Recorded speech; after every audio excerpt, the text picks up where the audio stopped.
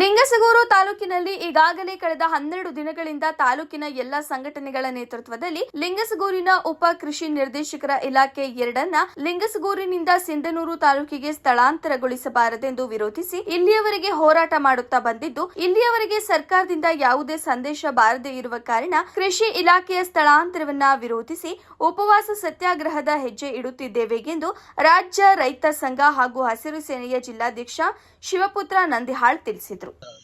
ಆ ಆದೇಶ ತಗೊಂಡು ನಮ್ಮ ಗಮನಕ್ಕೆ ಬಂದಾಗ ನಾವು ಒಂದು ಹೋರಾಟದ ರೂಪರೇಷೆ ಮಾಡಿದ್ವಿ. ಆ ಟೈಮ್ನಲ್ಲಿ ಒಂದು ಹೋರಾಟ ಮಾಡಿದಾಗ ಆ ಸಂದರ್ಭದಲ್ಲಿ ತಾತ್ಕಾಲಿಕವಾಗಿ ಎಷ್ಟನೇ ತಾರೀಕು ಅಂದರೆ 11/7/2025 ತನಕ ತಡೆ ಹಿಡಿದಿದ್ರು. ಮತ್ತೀಗ 11/7/25 ಒಂದು ಆದೇಶ ಮಾಡಿ ಶೀಘ್ರವೇ ಸ್ಥಳಾಂತರ ಮಾಡ್ರಿ ಅಂತೇಳಿ ಪ್ರಾರಂಭ ಮಾಡಿದರು. ಹಾಗಾಗಿ ನಮ್ಗೆ ಗೊತ್ತಾಯ್ತು, ಆ ವಿಷಯ ಗೊತ್ತಾಯ್ತು. ಅಲ್ಲಿ ಸಿಂಧೂರಾಗ ಬಿಲ್ಡಿಂಗ್ ನೋಡ್ಕೊಂಡು ಬಂದಿದ್ದು ಗೊತ್ತಾದ ಕೂಡಲೇ ನಾವು ಬಂದು ಹೋರಾಟ ಹಾಕಿರ್ತೀವಿ ಅಂತ ಅಂದಾಗ ಫೈಲ್ ಹಾಕಿರ್ತೀವಿ. ಆ ಫೈಲ್ ತಡೆ ಹಿಡಬೇಕಂತೇಳಿ ನಾವು ನಿರಂತರ ಹೋರಾಟ 24ರಿಂದ ನಿರಂತರ ಹೋರಾಟ ಅಂದ್ಕೊಂಡಿದ್ವಿ. ಆದಷ್ಟು ನವೆಂಬರ್ನಲ್ಲಿ ಉದ್ಘಾಟನೆ ಮಾಡಿರ್ತಾವೆ. ಮತ್ತು ನ್ಯೂಸ್ ಯಾಕೆ ಉದ್ಘಾಟನೆ ಮಾಡಿತ್ತಂದರೆ, ಈಗ ಉಪ ಕೃಷಿ ನಿರ್ದೇಶಕರ ಇಲಾಖೆ 2 ಇದು ಸ್ಥಳಾಂತರ ಮಾಡೋಕ್ಕೆ ಒಂದು ಹುನ್ನಾರ ನಡೆಯುತ್ತೆ.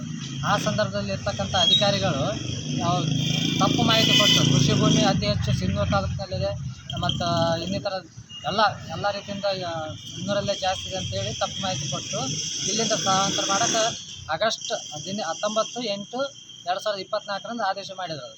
ಆ ಆದೇಶ ತಗೊಂಡು ನಮ್ಮ ಗಮನಕ್ಕೆ ಬಂದಾಗ ನಾವು ಒಂದು ಹೋರಾಟದ ರೂಪರೇಷೆ ಮಾಡಿದ್ವಿ.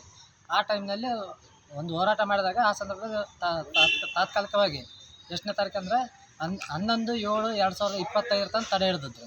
ಮತ್ತೀಗ 11/7/25 ಒಂದು ಆದೇಶ ಮಾಡಿ ಶೀಘ್ರವೇ ಸ್ಥಳಾಂತರ ಮಾಡ್ರಿ ಅಂತೇಳಿ ಪ್ರಾರಂಭ ಮಾಡಿದರು. ಹಾಗಾಗಿ ನಮ್ಗೆ ಗೊತ್ತಾಯ್ತು, ಆ ವಿಷಯ ಗೊತ್ತಾಯ್ತು. ಅಲ್ಲಿ ಸಿಂಧೂರಾಗ ಬಿಲ್ಡಿಂಗ್ ನೋಡ್ಕೊಂಡು ಬಂದಿದ್ದು ಗೊತ್ತಾದ ಕೂಡಲೇ ನಾವು ಬಂದು ಹೋರಾಟ ಹಾಕಿರ್ತೀವಿ ಅಂತ ಅಂದಾಗ ಫೈಲ್ ಹಾಕಿರ್ತೀವಿ.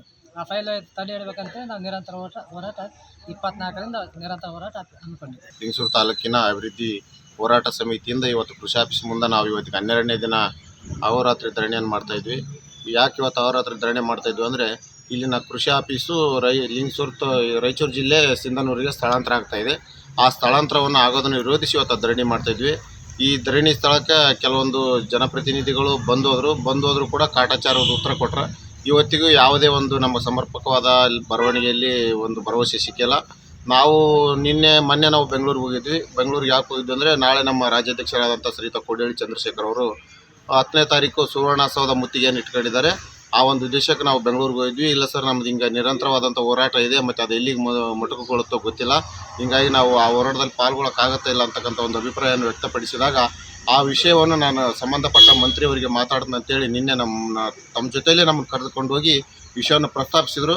ಆ ಮಂತ್ರಿಯವರು ಕೂಡಲೇ ತಮ್ಮ ಸಂಬಂಧಪಟ್ಟ PA ಅವರಿಗೆ, ಇಲಾಖೆಯವರಿಗೆ ಮಾತಾಡಿ ಅಂತ ಹೇಳಿದರು. ಆದರೆ ಅವರು ಮಾತಾಡಿದರು.